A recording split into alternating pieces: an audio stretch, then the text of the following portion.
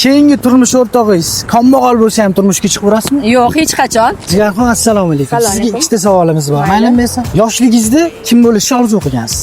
Yoshligimda raqqosa bo'lishni rosa orzu qilganman. Raqqosalarni ko'rsam, ularni chiroyligini ko'rib, o'zim shunaqa tasavvur qilardim. Chiroyli bo'lishni rosa yoqtirganman yoshligimdan. Hozir kim bo'lib ishlayapsiz? Hozir shifokor bo'lib ishlayman va shu kasbimni juda yaxshi ko'rib, sevib ishlayman. Nima sababdan yoshlikdagi orzuga erisha olmadingiz? Yoshlikda orzuga biz u paytda erisha olmasdik, chunki biz ham boshimizda ota-onamiz bo'lishgan, senga to'g'ri keladigan ish tanlab ishlagin deshganda. Turmushga chiqqanmisiz? Turmushga chiqdim ham, ajrashdim ham. Keyingi turmush o'rtog'ingiz kambag'al bo'lsa ham turmushga chiqib urasizmi? Yo'q, hech qachon.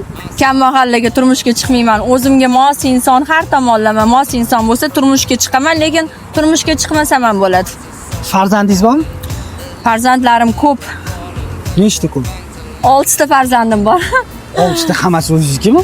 Voy, hammasi o'zimniki, radnoy, o'zim tuqqanman. Oylik doxodingiz Oyligim plus endi 10 ming dollar deylik. pul baxt olib keladimi? Pul bu vosita, resurs. Pul, конечно, baxt olib keladi. Pulni to'g'ri ishlatishni bilish kerak. Pul hisob-kitobni yaxshi ko'radi. Yoshlik ikki og'iz maslahat.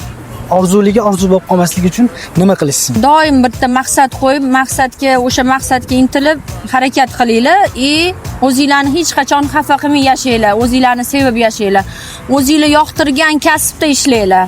Yoqmagan ishda ishlamaysiz, hech qachon ko'karmaysizlar. Faqat o'zi sevib, mazza qilib ishlasa odam pul keladi insonga. Men shu narsani maslahat beraman. Siz yoshligingizda kim bo'lishni orzu qilgansiz? Kommentariyada yozib qoldiringlar, obuna bo'lishni unutmanglar.